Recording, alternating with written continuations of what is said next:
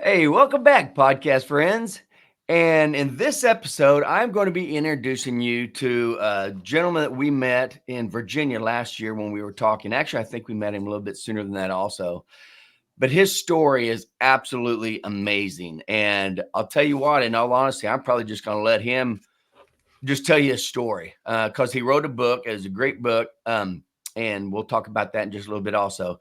But just so you know, this is Dr. Stephen Hussey. He's got a master's and a doctor of chiropractic he's got his MSDC as a chiropractor and functional medicine practitioner. He attained both his doctorate of chiropractic and master's in human nutrition and functional medicine from the University of Western States in Portland, Oregon. He's a health coach, speaker, and the author of 3 books on health: The Health Evolution, Why Understanding Evolution is the Key to Vibrant Health; Understanding the Heart, Surprising Insights into the Evolutionary Origins of Heart Disease; and Why It Matters and Pain Sense. Dr. Hussey guides clients from around the world back to health by using the latest research and health-attaining strategies. In his downtime, he likes to be outdoors, play sports, read, write, and travel.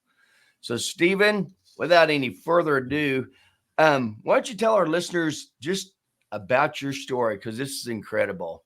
Yeah, for sure. Um, yeah, so, from a very young age, I had a lot of chronic inflammatory conditions as a kid.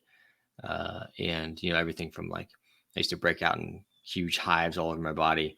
I had terrible allergies. I had irritable bowel syndrome, things like that. And they're all inflammatory in nature. And then at age 9, I was diagnosed with type 1 diabetes from that inflammation. I developed type 1 diabetes where my body kind of attacked the cells. This is the theory, anyways, the cells that make insulin. And I so no longer made insulin.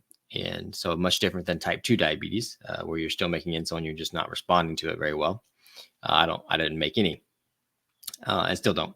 So anyways, all that kind of stuff kind of pushed my parents and I into the world of Western medicine, like trying to manage these conditions and all this kind of stuff. And the most effective thing they did for the inflammation was give me prednisone, give me steroids, which made me swell up. And then as a type 1 diabetic, that was really hard to control blood sugars on prednisone. So all this kind of stuff. But it wasn't until I guess I went to college that I started to realize that I could, change the way I live my life and directly affect my ability to manage these conditions. And I got rid of all those inflammatory conditions, aside from the type 1 diabetes kind of collateral damage that happened during that time. And so I thought it was interesting that no doctor ever told me I could change my lifestyle and, I could correct these conditions. And at that time, it was largely diet that I was changing and controlling, and exercise, things like that. And so it kind of became this curiosity of mine to just kind of dig deeper. What else can I learn? And so throughout my educations, whether it was undergrad and chiropractic school, my master's degree and all this stuff, I was just always interested in heart health because I'd always been told by my endocrinologist that as a type 1 diabetic, I'm heavily predisposed to heart disease. And just small vascular damage and things like that. So I was always just curious as to why, and my ears always perked up when I heard things about heart disease. And so I was always very good at controlling, my diet and exercise. I always kind of made this a priority. But there's a lot of other things that I was missing. And so anyways, had fairly good control of diabetes. But then about 3.5 years ago, I actually had a heart attack. Despite my best efforts at trying to live a healthy lifestyle. And how old were you when you had your heart attack? 34. 34. That's what I thought. Yeah. And so, I had a widowmaker heart attack. So there was 100% blockage of my left anterior descending artery. Now, the interesting things are that prior to that, about 6 months prior to that heart attack, I had a CAC score done, which a CAC score is a measure of how much calcified plaque there is in your heart arteries. And for you guys who don't know, a CAC, that's a coronary artery calcification score. So they look at how much. Well, do you know what exactly they are looking at when they do that? Is it they're just the amount of plaque? Yeah, the calcified plaque. They're looking at calcified plaque. So plaque that has been quote unquote stabilized because the body's deposited calcium into it. It doesn't really detect soft plaque. which they say is the less stable form, but I would have my arguments there. So anyways, mine was 0. My 6 months prior to my heart attack, mine was 0. I mean, there was no calcified plaque in my arteries. And the research shows that a CAC score of 0 indicates very, very low cardio risk of heart attack. Despite that, I had a heart attack, a pretty major heart attack. And so when I went to the hospital and they put me in the cath lab and placed the stent and everything, when they went in to place the stent, all they found was a clot. They found no atherosclerosis, no soft plaque, hard plaque anywhere, just a clot that formed in that artery. And so, they placed the stent or they busted the clot with enzymes, and then they placed the stent, and, I was alive. That's great. Right. Saved my life. And that's, what Western medicine is really good at. In an emergency, they are amazing at, there's the best chance of survival is right there in an emergency room. Now, I always tell people, though, that, once I became stable and there was no risk of me dying from anything, as soon as I became stable, the hospital becomes the worst place for you to be for healing. Yes. It's the best place for you to be in an emergency. But as soon as you're stable and there's no threat of dying anymore, and no need for, monitoring or care or whatever, then it becomes the worst place for healing. And so, in that situation, I was, in the hospital. It was during COVID, so I wasn't allowed any visitors or anything. And I was sitting there. I was very obviously demoralized and dejected and just, having a lot of self-doubt. And so, but it was that 3 days in the hospital that completely reinvigorated me and showed me that I was on the right track, basis, the knowledge that I knew. So I would think I was prescribed 11 different medications, while I was in the hospital. Some of them were just ones some anti-clotting things. I was laying in bed and things like that, but it was just clear. It was a very cookie cutter approach. It was okay, this person had a heart attack. Here's all the medications.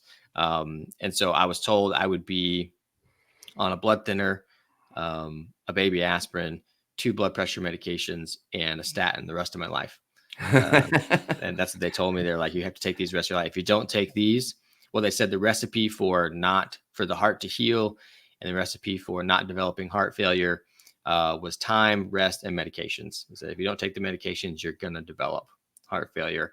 And your heart's not going to heal. And so I just out of curiosity, was your blood pressure high at that time? No, it was very normal on the lower end.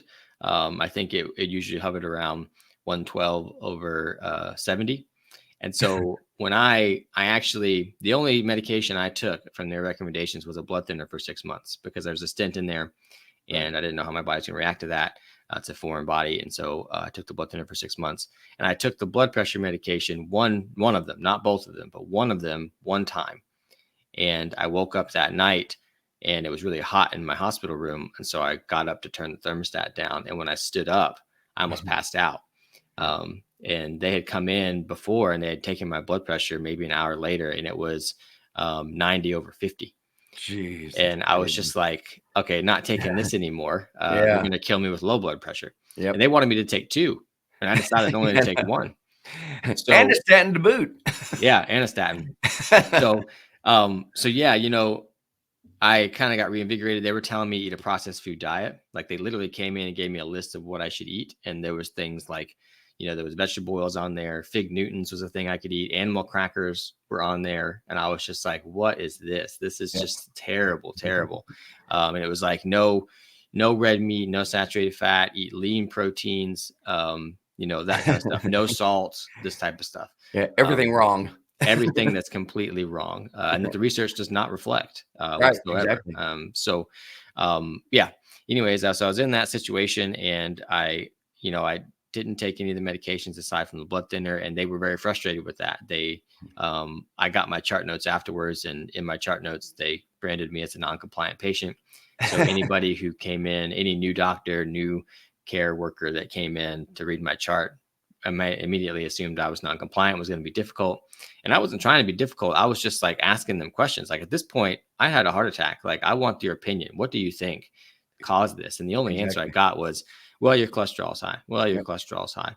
And so And I was just like, okay, well, my CT score was this, and there was no plaque in my arteries. So if cholesterol causes plaque, why was there no plaque? All this kind of stuff. I asked these questions, and that it frustrated them because they didn't have the answers. And so the last physician that I saw the morning that I was discharged, which I was discharged after 3 days, which they tell me it was unheard of to not be in there for at least a week. But I was just like, I'm tired of this. I'm doing everything you're asking. I'm walking around. I'm doing laps around the hospital floor. Like I want to get out of here and start my healing routine because I think this is the worst place for healing. Right. And so he came in and he said, well, I'm not going to have the conversation about medications with you because I've heard you don't want to take them. And so we're just going to leave it at that. And I was just like, well, that's the issue, is that there's a shutdown of conversation. If it's not what you guys recommend, then there's no learning. There's no understanding my point of view. There's nothing. It was just a complete shutdown of conversation. It's this way or the highway. And that's the biggest issue, I think. All the recommendations and what they say, like you can talk about all the industry funding behind it and all the pharmaceutical funding behind it and all that kind of stuff. But at the end of the day, the real issue is that there's no conversation. There's no open-mindedness to new ideas, new things. Right. And I wasn't being combative or difficult. I was just questioning, as you should have been. Yeah. And so, so it kind of pushed me even more into this world of heart. It's like, what did I miss? What happened? Right. And so, first of all, people may say, well, your cholesterol was high, and it was, and it had been for the last year or so. Were your triglycerides high also? No, they were very low, lower than, definitely under 150, definitely under 150, but most of the time under 100, fasting. And then, not lower than HDL though. The ratio was always around between 1 and 1.5 between the 3-day share ratio, which is good. Yeah. And so, there's a lot of evidence coming out from the work of Dave Feldman, recently, about lean mass hyperresponders. And these are people who go on a low carb or ketogenic diet and see pretty drastic elevations in their LDL and total cholesterol. Right. And so the reason that is because, and pretty much the only thing cholesterol tells you is what your body's choosing to metabolize at this time. Exactly. So like if I'm eating no carbohydrates and my body's burning more fat, then it has to package that fat into LDL, these lipoproteins, and deliver that to the tissues. Exactly. And so it goes up in a lot of people. It goes up in everybody, but in some people it goes way up. And I'm one of those lean mass hyperresponders. So my LDL is well above the recommended, 100 level. My total cholesterol was too, at least for the last year and a half that I was eating that way before this. And so they saw that on the blood work panel and were like, oh, this is why it happened. Type 1 diabetic, cholesterol is high. Boom, there it is. Now you looked at all this, right? And you also, I've never ever seen a study that shows that high LDLs have anything to the cardiovascular disease at all. Yeah. That's true. LDLs aren't even the triglycerides and HDL ratio is, and total cholesterol and HDL ratio is, but LDLs, looking at LDLs by themselves, everything I've seen means nothing whatsoever. Yeah, there's no predictive value in that. Right. And so there's actually a study that came out of, it's just an N of 1 study where a self-experiment that this researcher did named Nick Norwitz. And basically he is on a low carb diet and he's a lean mass hyperresponder. So his LDL goes way up when he eats low carb. And so that's his kind of baseline. And so what he did was he went off that low carb diet and he ate, I think it was 6 Oreos 2 or 3 times a day. Oh, that's right. Yeah. And his LDL came down a lot when he did that because he's starting to ingest glucose. So his body's burning more carbohydrate and glucose. And so the LDL doesn't have to deliver the fat energy as much. So the LDL comes down. And so then he went off of that Oreo diet and he went back on his low carb diet and his LDL went right back up. And then he took statins for 6 weeks. Oh, God. And what he found was that the Oreos lowered his cholesterol more than the statins did. Way more. About that part. Which means that this is about metabolism. Your LDL, your lipoproteins in your blood are about reflecting what you're metabolizing at the time. Nothing else. There's no predictive value. Now, you could analyze them like oxidized LDL or small dense particles. There's different ways you can analyze them. And that can tell you some things about if there's inflammation in the body. And, that oxidized LDL and small dense particles may be contributing to inflammation in the body once they happen. But it's not those things that are causing heart disease. It's the things that are causing the small dense particles and the oxidized LDL that are causing heart disease. Exactly. It's because those things are what's damaging the lining of the artery. And we're just seeing the lipids reflect that damage or reflect that inflammation in the body. So, but in no way, shape, or form, no matter how you analyze lipids, whether it's, particle size or number or all these subfractions of LDL or whatever, like we're never going to find the answer. It's not going to magically appear because we're barking up the wrong tree, in my opinion. Right. And so that was, really a really short-sighted approach in the hospital when I was sitting there. Like they would say, oh, it's the cholesterol, and they just wrote it off. And like, this is what we do with people like you. And here's your recipe for your healing or whatever. And there was no critical thinking, no open conversation. And so it was a huge issue. But since that has happened, I have, released a book and about heart disease and misunderstandings about the heart and heart disease, and what I think actually happened to me, and why it happened, and what I think actually causes heart disease. Heart attacks, atherosclerosis, strokes, anything like that. And so yeah, I mean, but I've even since I released the book, I've learned so much more too, because I'm always looking, I'm always putting things together and finding new information. And so yeah, we can kind of go from there. Right. And for any of you who are interested in seriously learning about the heart in a different way that I guarantee you've never been taught in school. And again, I was in school for 12 years, never heard any of this at all. But the name of the book is Understanding the Heart, Surprising Insights into the Evolutionary Origins of Heart Disease. And I read this book. It was very well written, and it really, truly opens your eyes to what Stephen's getting ready to tell you, because it's something I'd never heard before. But when you look at it, it definitely makes a lot of sense. And just to kind of catch people up, what Stephen was also talking about, remember what all my podcasts have been talking about is basically you're trying to decide what kind of energy source you're going to use. That's where all this comes from. Most of us use carbohydrates since all the dietary guidelines changed in 77, telling everybody that fat was fat, fat's what made you fat. Eating fat is what made you fat. And it's all been a lie. They didn't really know at first, but I think they know now, and they're still trying to promote the same stuff. So like we were saying, if you're using carbohydrates, which means glucose, anything plant-based, if you're using glucose for energy source, there's no reason to have your LDL levels be high, because your LDL is your fat. But the whole purpose of weight loss and getting better health is to keep your insulin levels low and the inflammation low in your body.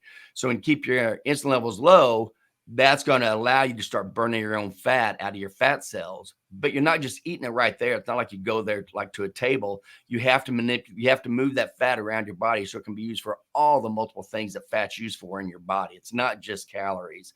So that's what he was talking about. When you choose fat for your energy source, like we all should and like we all used to back before our dietary guidelines came out, you're obviously going to have more fat circulating out in your blood because it's going to all the different things. That's not a bad sign. That's a good sign.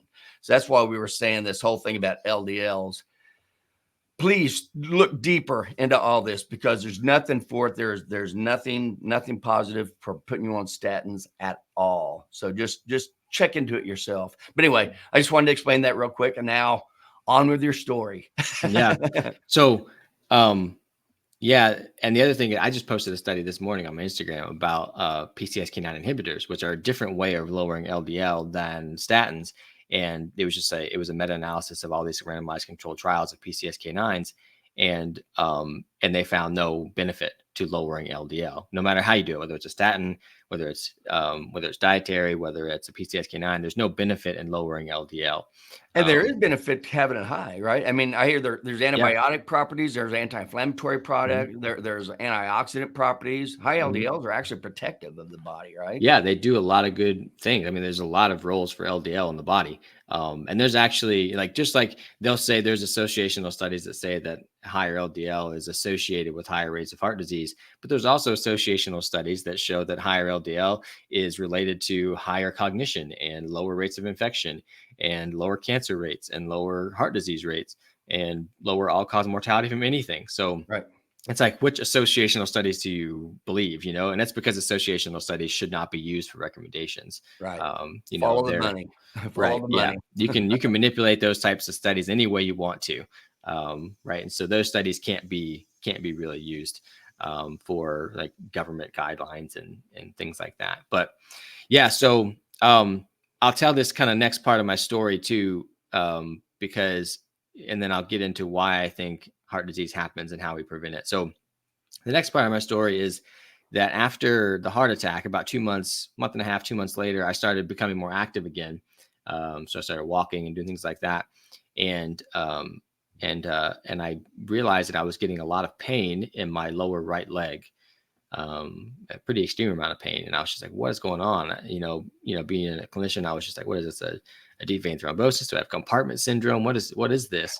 Because every time I would exert myself, I couldn't even walk through the airport fast trying to catch a flight without pain in my leg.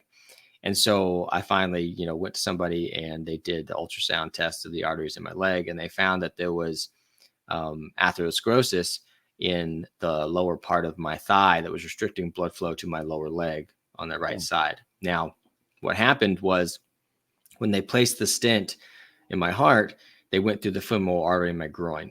And so when they went into that spot, they went and placed the stent. And then when they came out, they used this device called an angioseal that seals up the artery around it.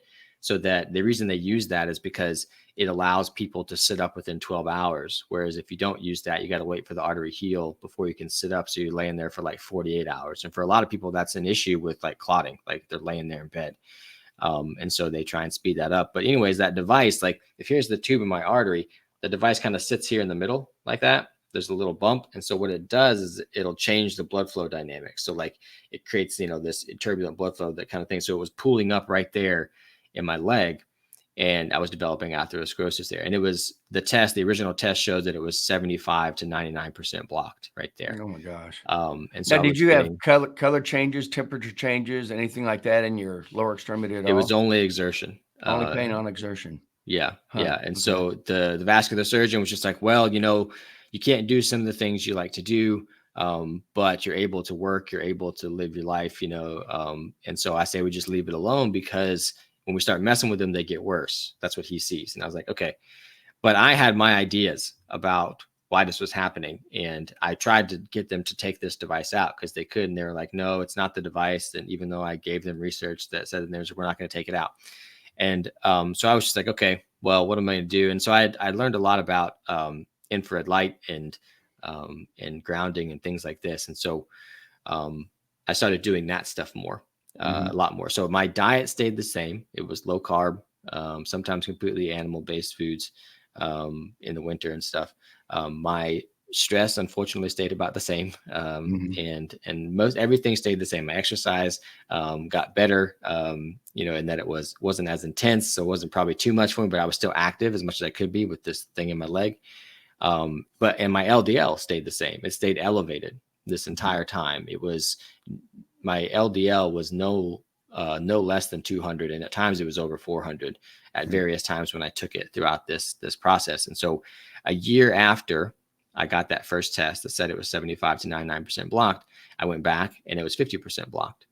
And so the technician came back in and said, the doctor wants me to test it again because it got kind of a weird result. So she did the test all over again, and it still showed 50% blocked. And he came in, the vascular surgeon came in and said, well, we can't say it's better because we don't see these things get better. And I was just like, well, I mean, you just saw that it got better, Yeah. So then anyways, another year goes by, we do another follow-up test, and this time it's completely normal. My artery is 0% blocked. And I had a feeling it was going to be that way because I got that test in May that year. And in February, I played a little pickup soccer and I was able to do it. And I was like, oh, interesting.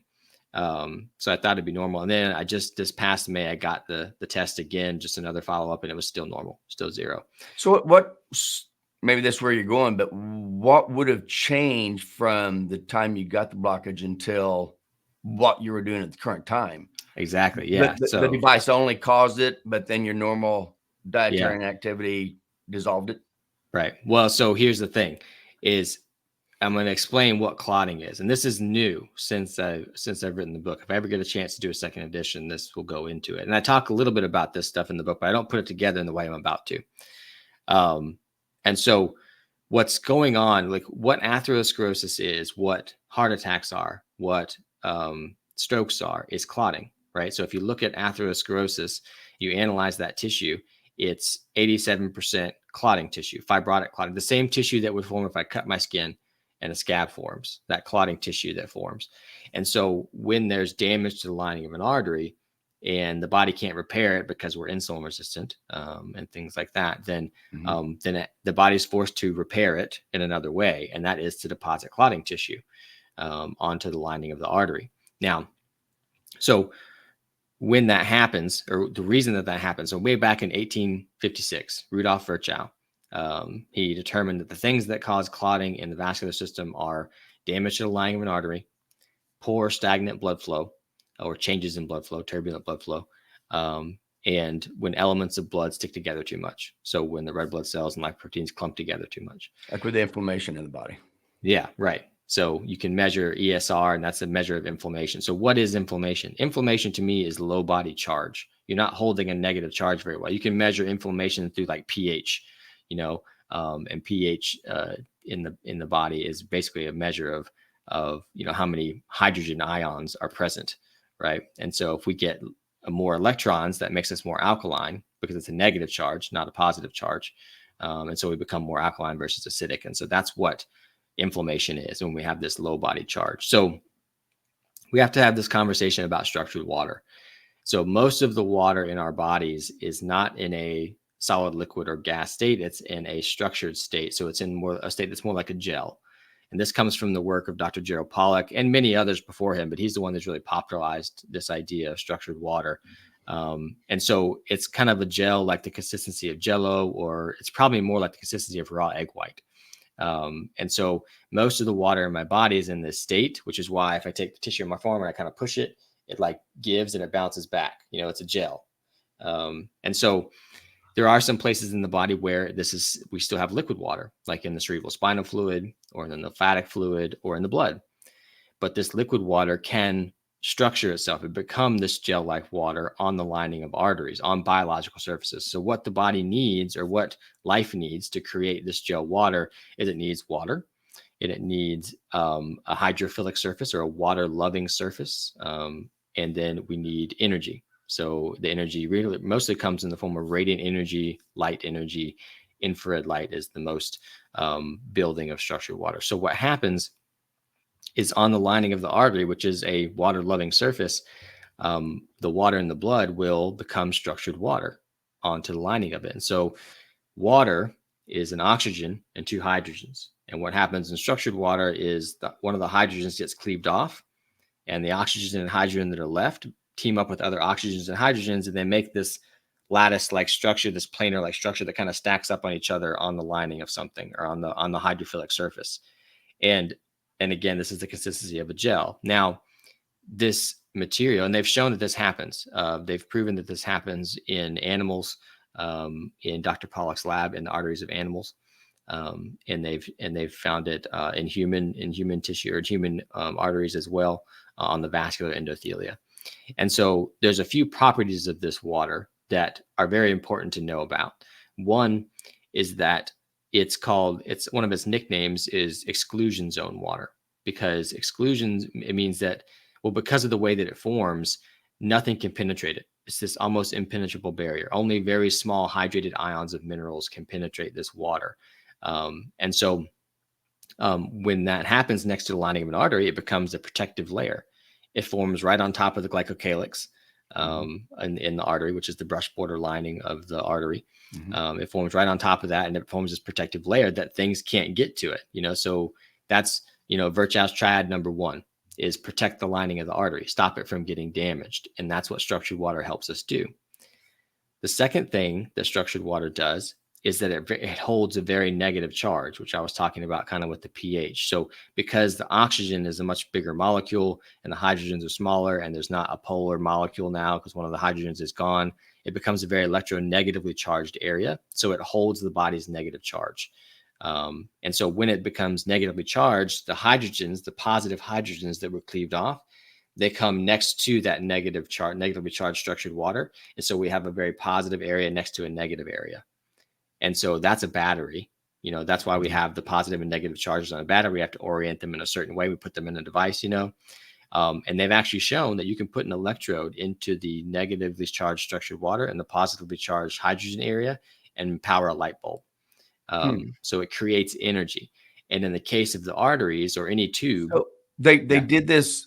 They can take this out of the body and still be able to test it, or how were they able to stick electrodes in this fourth phase? yeah. So they didn't know that it was in the body at first. They were just studying water, and they had these hydrophilic surfaces, and then they found when they put light on the surface or on the water surface, milieu, that it built the structured water, and it would exclude things. Like there was little hydrospheres in the water, and it would exclude them away from it.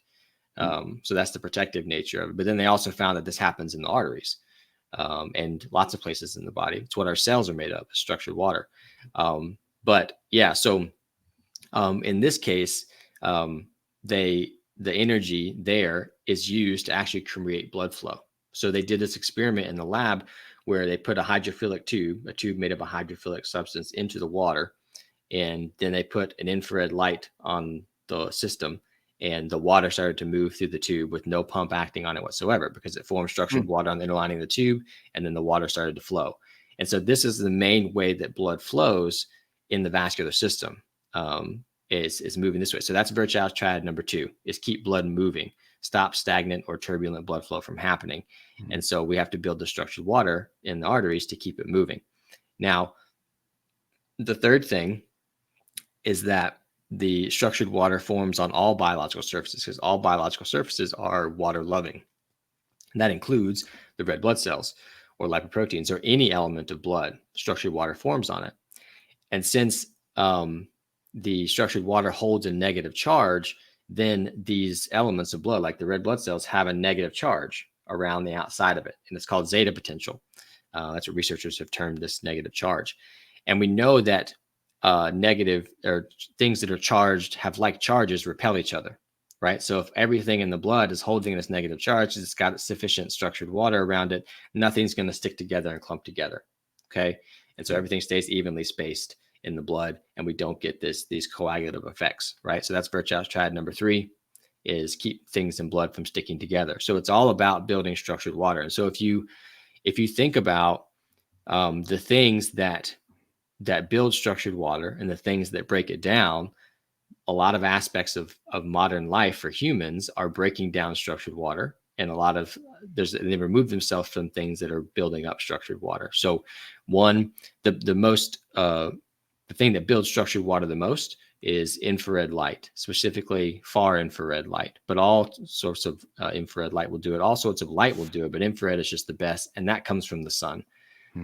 Like the sun is about 40 to 50% infrared light at all times. And we've been told that the sun is bad for us. And so that's a huge issue, right? People are like, oh, I don't want to burn, and we stay indoors. But we've also just gradually, if you look at it, and I'm not saying this is the sole cause, but if you look at it, the epidemic of heart disease has like the timeline of it has grown directly in correlation with 2 things. One, us moving to living more indoors and having artificial light. It's directly correlated with that. It's also directly correlated with, changes in our food, and toxin exposure and lots of other things. But that's also a contributor, is we removed ourselves from the sun largely, and we've put ourselves indoors under artificial light, which we can talk about. But there's that. And so that's largely what I did, is I started getting way more sun. My heritage is Irish. I'm a pretty pale guy. But I'm the most tan I've ever been in my life now. And because I had to work up to it, Right. And so, but I was getting infrared light. I started using infrared sauna. I bought an infrared sauna, started using that. And just real quick, I want everybody to realize this too. We have been told so many lies because of people making a lot of money off chemicals and everything they give us. But that's one of the big ones. When they start telling you the sun's bad, anytime you go out, you have to have sunscreen. That is not true. They've got everybody so worried about skin cancer. Get out and don't burn. Be smart, just like Steven is. Get out in a little bit. When you start getting, like you feeling too much, come back in. But at the beginning of the summer, just slowly wean yourself into it.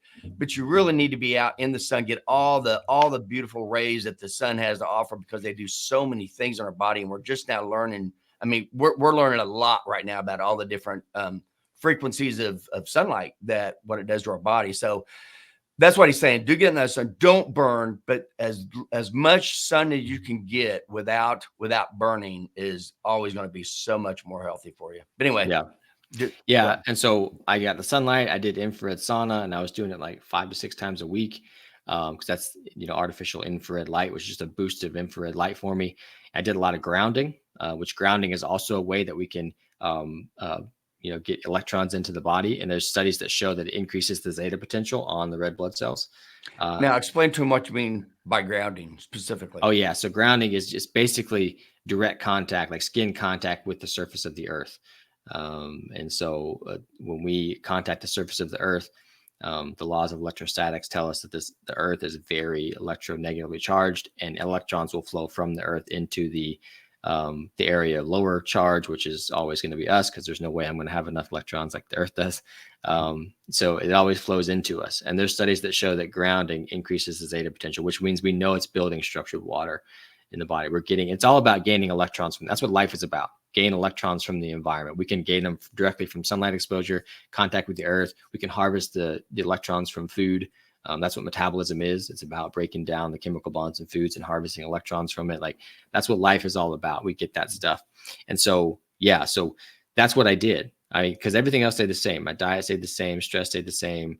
I've always tried to avoid toxins, that kind of stuff. LDL stayed the same. And I reversed atherosclerosis in my leg with LDLs well above what they say they should be. And you say your stress level did stay the same? Because I thought that was one of the ones you really, that kind of grounding also helped bring the stress down too. Oh yeah, definitely. Does stress also screw this up? This whole well, it definitely does. Well, and it's more like, low grade chronic stress is going to elevate cortisol and increase clotting factors, but acute stress is the worst. It elevates all clotting factors. So if we're talking about preventing clotting, pathologic clotting, if we're already in a state where we're removed from sunlight, we got toxins, we're insulin resistant, all this kind of stuff, and then we also go through an acute stress, it can trigger clotting more. And that could be like in a chronic state, that's going to be atherosclerosis over time. But if it's bad enough, like in my situation, I went through a very acute stress. So it was having this stress, kind of chronic stress that was happening, and then having the acute stress, which was, for me, hearing about a close family member that was in a situation that we couldn't help her out with. My family could not get to her. So we were just sitting there waiting. So I got that news Sunday night, and then Tuesday morning, we still was unresolved. I did a workout that morning, and that created more inflammation. It was probably the straw that broke the camel's back in this state of stress, and all this stuff, and then also not doing grounding, not getting sunlight, all that kind of stuff. Just kind of the stars aligned, and boom, a clot happened. And so that's, I think, what happened to me. And so, but the important thing is, like, all that stuff I just talked about is very relevant to heart attacks. And what you're going to hear at the hospital is, oh, you just got to lower your LDL, which is really bad advice, because we've talked about how there's no research that suggests that that's useful. And they're ignoring all these other things that have been associated with it. And everything that I've said, there is research to back up. But you're not going to hear that stuff from your cardiologist, which is a problem, like, because you're leaving people vulnerable, and that's not okay with me. Right. So that's why I'm here, like talking about this stuff now, because people need to know this stuff so they can make better informed, educated, health decisions. And if they don't know it, they can't make the decisions. So we have to talk about it. Yep, I agree 100%. They're taught a lot about, if you have this condition, give this drug. If you have this condition, give this drug. And they just totally, they aren't taught about any of this stuff unless you go and you look for it on your own. Yeah. Yeah. So I want to talk about two things. One is skin cancer, because we brought it up. People are probably still wondering about that.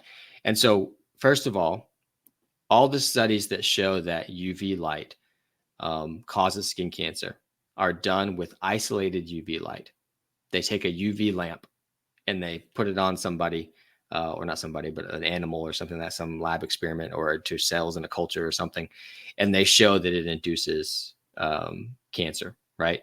And so that's the same thinking as, or it's the same idea as that a processed food, you process sugar down to one thing. You process flour down to one thing. We know that it's harmful to us. When we start processing things, it becomes harmful to us. And it's the same with light. If you give one wavelength of light, UV, UVB, you're going to cause an issue. But if you get UVB light in balance with all the other colors and wavelengths of light, it is not harmful.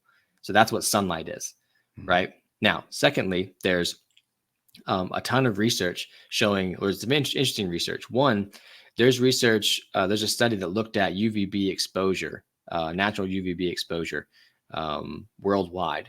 And they found that the populations of people who got the most UVB had the lowest rates of melanoma. There's also a study that shows that people who already had melanoma, the ones who got more UVB exposure with melanoma, had less chance of dying from melanoma. Now, you're saying UVB by itself, so not the full gamut that you're getting from the sun? No, we're talking about UVB, natural UVB exposure. Okay. But they're in the studies, they're saying UVB, but they're just saying they were outside getting UVB. Okay. Right. Now, there's also studies showing that an imbalance in UVA exposure and low vitamin D also creates the physiology in skin cells that goes or moves things toward developing skin cancer. And so what creates high UVB and low vitamin D? And that is modern windows. They filter out the UVB so we don't get vitamin D production, and they let the UVA in. And so again, it's living indoors behind these windows. So like right now, I have a window open right now. So trying to get natural light in. If I'm ever inside, I try and do that. And then also there's studies that show that blue light, like harmful isolate, just like those studies that show that if you just put UVB on somebody with a UVB lamp, it causes issues. Well, light that's really high in blue light, which is LED lights, fluorescent lighting, which is more like high in green, but also blue, like those lights are very damaging too. And there's studies that show that blue light irradiation on skin induces the imbalances or the physiology that leads to skin cancer. And they were actually able to, over a year's time in mice, irradiate them with blue light and actually cause skin cancer in these mice. So what is it? Is it the UVB from the sun, or is it lack of full spectrum sunlight and moving more indoors behind windows under artificial light? And they actually did a study in the Navy where they looked at people who had an indoor job versus an outdoor job, and they found that the people with outdoor jobs had way less rates of skin cancer, and the people who lived indoors had higher rates of skin cancer, and it was more prevalent. The skin cancer was more prevalent on areas of the body that got less sunlight, so on the trunk, not on the arms and head, and things like that. So all of that study suggests that we've been completely wrong, or been told things completely wrong about sun exposure, and sunlight being this harmful thing. If we get full spectrum sunlight, obviously, yeah, you don't want to burn. I'm not convinced that burning in and of itself causes skin cancer. But you still don't want to. It's not fun to burn. It's not good for you. Like it causes damage, at least in one instance in time. So be smart about it. Work your way up. But that's why it's important to get sun. Try and get sunlight throughout the year if you can. But then, especially when it gets more intense and the UVB rays are more intense, you work your way up to it. And I still have my limits. Like I couldn't stay out for 4 or 5 hours. I would still burn. But I can stay out for an hour and a half now without sunscreen with my fair skin and still be fine, you know? So that's the whole thing that people should know about. And we have to understand, like, the research is one thing, but we also have to understand that all life on Earth is trying to get energy in order to survive. That's what it's doing. And all the energy for life on Earth comes from the sun. So when you think about that, so whether or not we're absorbing energy directly by sunlight contact, or the sun is concentrating energy into the earth and we're absorbing that through grounding, or other living things are absorbing energy from the sun in various ways, and then they store that in their tissues, and then we eat their tissues and we harvest that energy. Like, we're all getting energy from the sun. So it makes no sense that the sun is also killing us. Right. No sense whatsoever. Right. And since the sun has been around here for way longer than we have been through the centuries, and then all of a sudden, what we've grown up throughout the centuries, now all of a sudden, all this stuff is bad for us. Can't have animal meat, can't have sunlight, what? Yeah. And then there's also studies that show that more sunscreen use results in higher rates of skin cancer. And now is that, you could argue, oh, that's the toxic sunscreen they're using. Maybe that's a contributor, but it's also blocking UVB, right? And so that imbalance that it's creating there is also leading to the physiology that creates skin cancer. So lots of things there. Now, the other thing I want to talk about that's very important to know is, so when people are going, they've been told they have heart disease, coronary heart disease. What's happening there? So like we talked about, it's clotting tissue, right? So there's damage to the lining of an artery. There's poor stagnant blood flow. Maybe there's elements of blood sticking together. And so that's leading, if it's chronically happening, then we're getting plaque development on an artery, and that plaque is clotting tissue, just like, again, a scab forming. Now, if that continues to happen, it can continue to grow, like the fibrotic plaque can continue to get bigger. And that's when you get a stenosis, or a narrowing of an artery, right? And it happens most commonly in coronary arteries, because those arteries are under the most pressure of any arteries in the entire body. So when this damaging stuff's happening, it's getting pushed up against the lining of those arteries more. And so, but we do see it in other places in the body too. And so as that builds up, the thinking is that, okay, that stenosis is going to eventually get too small. It's going to restrict blood flow to an area of the heart. And that's going to cause, at first you'll feel angina because you're not getting blood flow to an area of the heart. So you'll feel chest pain. And then eventually it will block completely. And then you'll have a heart attack. That's the thinking. Or a plaque will rupture and a clot will form in that area, and you'll get a heart attack. But I found a lot of evidence that none of that is true. And so what's happening is, whenever we get it gets to be like 60 to 70% narrowing of an artery, or stenosis of an artery. There's research by a guy named Giorgio Beraldi, and he found, because he did like hundreds of autopsies, and he developed this procedure where he could put like a plastic material, he could pump it into the heart arteries. And then he would do, like, once that stuff hardened, he would dissolve away the rest of the tissue, and he was left with this perfect cast of the arterial system. You see this at like the Body World exhibits and the Animal Inside Out exhibits they do. He invented this procedure. And what he found is that anywhere there was a 60 to 70% narrowing of an artery, the body had built a vast network of collateral arteries around that stenosis that fully compensated the heart with blood. Now, sometimes it forms in people and it's enough to just keep them alive, but it's still not the greatest blood flow because they're not very active in and of themselves. If they were more active, it would form more robustly. But in lots of people, it's so robust that there's evidence of people running a marathon with a 95% blockage of a coronary artery because they have enough collaterals that allow them to be able to do that. So the heart is compensated with blood. And so the reason that's important is because when you look at the evidence or the long-term research for stent procedures, where elective stent procedures, like if you're not having a heart attack, but they go and they do an angiogram, they see there's a stenosis of an artery, they go in and say, oh, there's a 50% blockage. We're going to put a stent in there. We're going to open it up, right? Doing that, or total bypass surgeries where they actually do surgery. They open up chest wall and they go in there and they place a vein in there to bypass it. If you have those procedures or not, I haven't been able to find a study that shows that they are beneficial, that they prevent heart attacks long-term. The likelihood of you having a heart attack, if you've had that procedure or not, is exactly the same. And I would argue because they haven't addressed the things that cause clotting, right?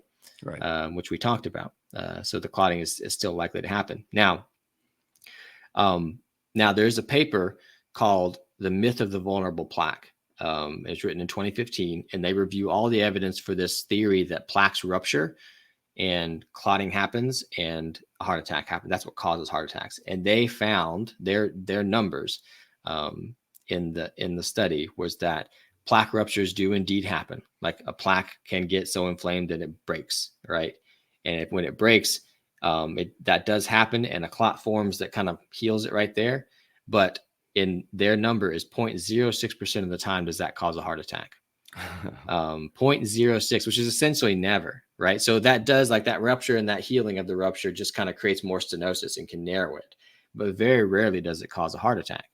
So that also explains why when we treat this stenosis with a stent or a bypass, that we're not seeing any results, right? Because that's not the ruptures the ruptures of those plaques are not causing heart attacks. Now, I've had cardiologists, interventional cardiologists tell me like, yeah, well, that's where we see all the clots happen. It's just, well, it's of course you do, because if there's a stenosis there and there's interrupted blood flow, what did we just talk about causes clotting? Right. Interrupted blood flow, right?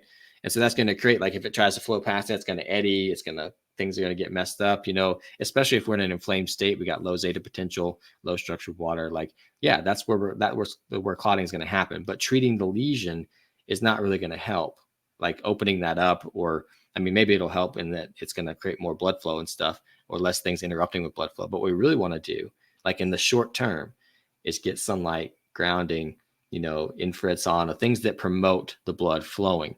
And if there's studies showing that infrared sauna and sunlight are really healing to the lining of an artery. So we have to lay that out there too, because those are major interventions, and people can get them if they want to. I'm not here to say that people should or shouldn't do anything. I'm just here to say that you should also, no matter what you do the things that increase blood flow. And, that could be all kinds of stuff: avoiding toxins, avoiding electromagnetic fields, optimizing your metabolism, through food and circadian rhythm. Like, that's huge for creating less inflammation, and also increasing structured water production, because people forget that the mitochondria produce water. And that's what they're creating, is this perfectly energized structured water. So yeah, all kinds of myths and things. Now, as far as the energized water, didn't you say it's also the way the heart contracts as it pumps, where you get kind of a torsion from the ventricles, that also is actually energizing the water also to help propel this? Is that still a thought?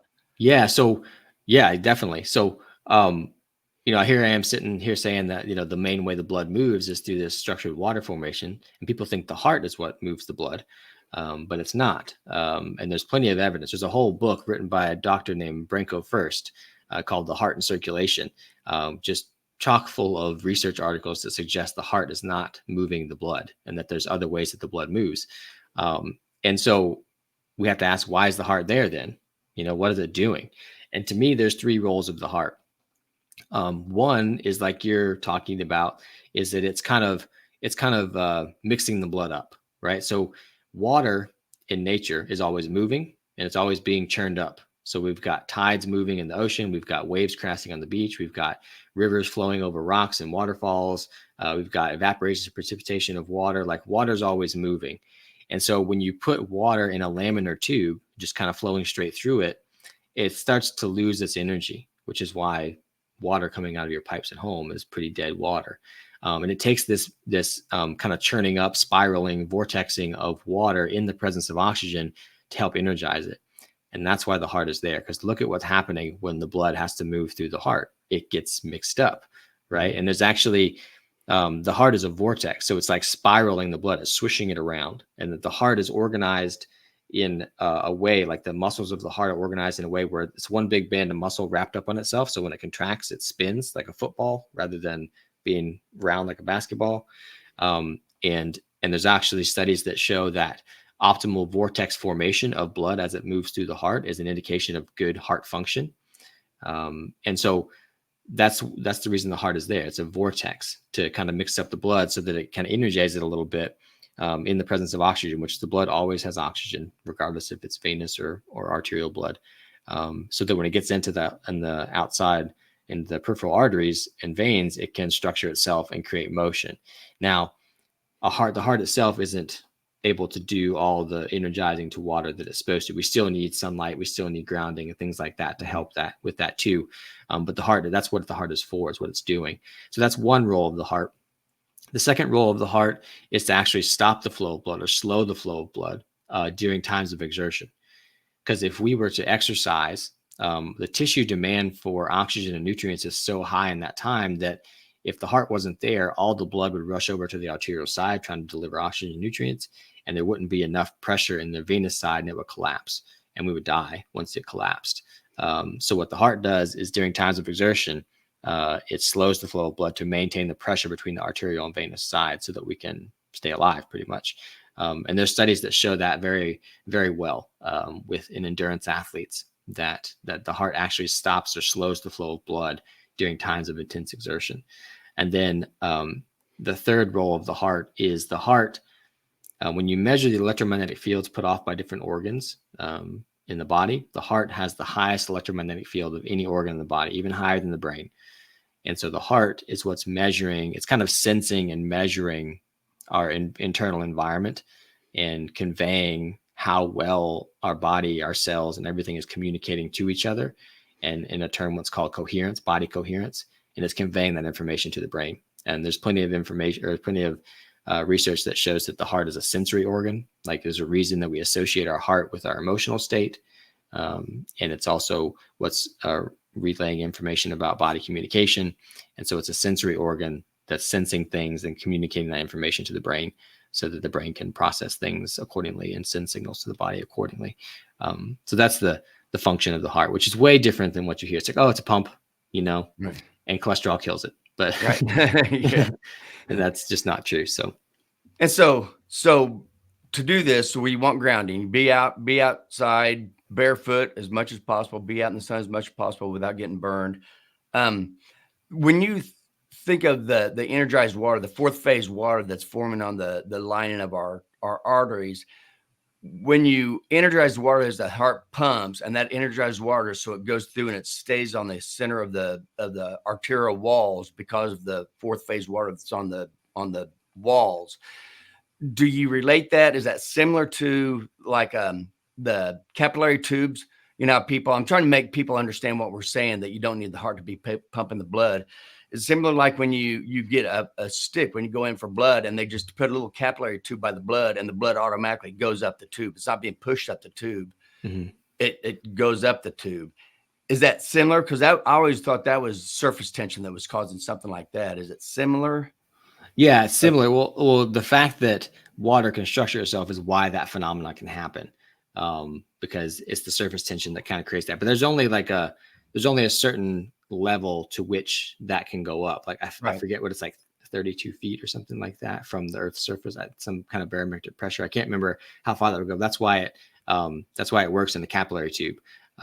But if water needs to go any further than that away from the surface of the Earth, it needs structured water formation that kind of moves the water. And so that's what happens in trees, right? We have these 300-foot tall redwood trees. How does water get from the ground in their roots all the way up to the leaves of the trees? But there's no pump there. So what's happening? It's this structured water formation. They found this in plant roots and in trees. They found structured water formation. That's what's moving the water along. So yeah, same kind of thing. Okay. So your advice to everybody to prevent having heart. Oh, we didn't talk a whole lot about stress either. Isn't stress like a huge proponent of what can mess this up? The more stress you have, the more inflammation you have flowing through your body, the more of these charges don't work as well as they should. Yeah. So, stress, kind of this generic term, and it's hard to, really manage all of your stress sometimes. And there's techniques you can use to help you cope with stress, like meditation or prayer or mindfulness or, positive relationships, like lots of different things that you can do. Grounding. Yeah. So there's lots of like just nature exposure in general. But the way I like to talk about stress, well, first of all, research shows that it's the stresses that make us feel out of control or in unpredictable situations that are the most damaging to our health, right? If you're stressed because you're busy and you just got a lot to do, but you're in control of that stress and it's good, like you're working, you enjoy your job, those types of things, like that's not necessarily damaging for us.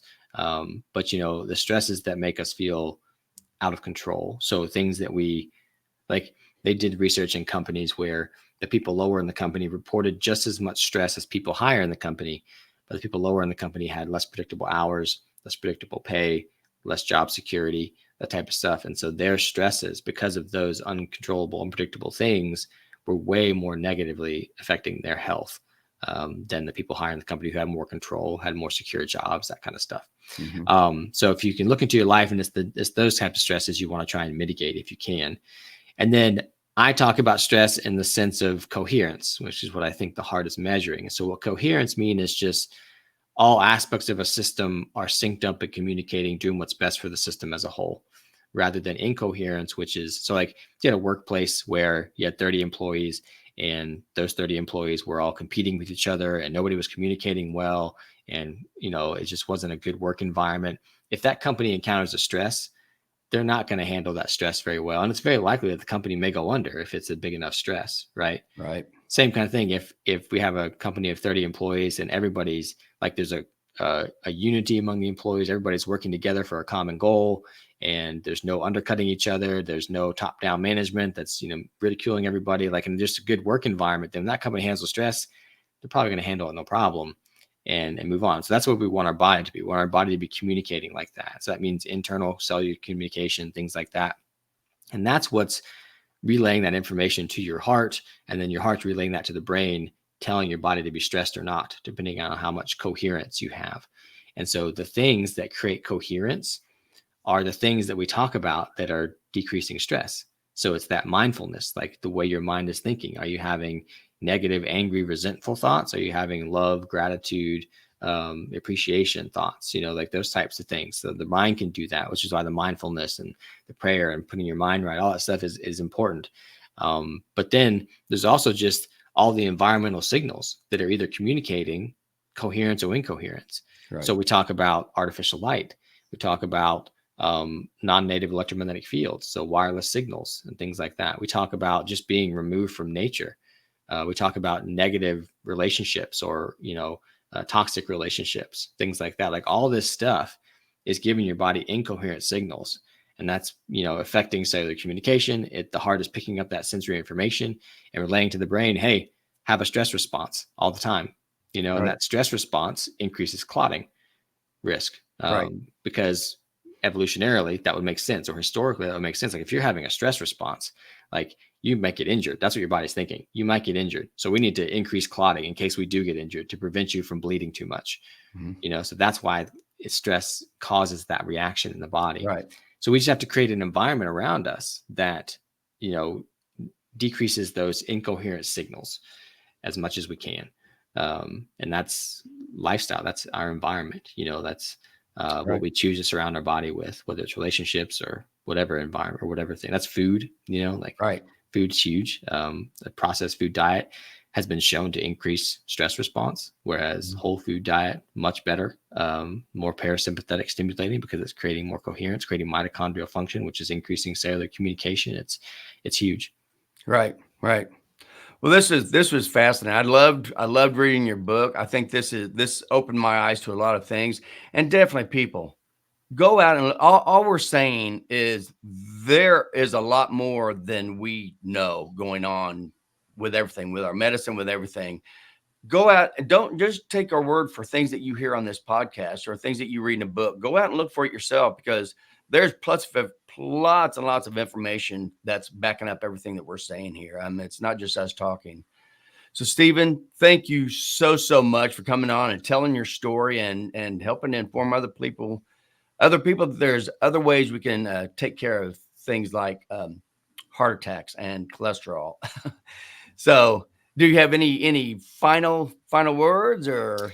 Yeah, I mean, along the lines of what you're saying, like, if people go out, do your own research if you want, but at the end of the day, our modern epidemic of disease is a new thing. Within the last 100 years or so, we've really seen, huge growth in our epidemic of disease. So we have to ask ourselves, what has changed since then?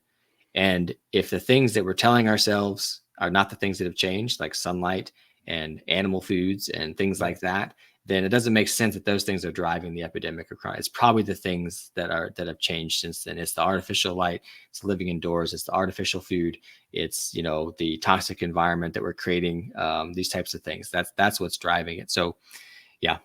Okay. So, Steve, if somebody wants to hear more about it, how can they get a hold of you? So my website is resourceyourhealth.com, and I have some things on there. My blog and my books are on there. I do my online consulting through that website. And then I'm on social media, just on Instagram and Facebook and X. It's just Dr. Stephen Hussey, Dr. Stephen Hussey is my handle, so people can find me there. My books are on Amazon. So, yeah.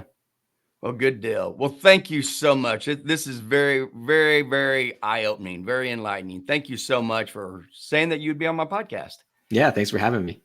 And so for now, everybody else, once again, thank you so much for listening to us today. Have a fantastic week. And always remember, make simple, healthy choices to live a quality life.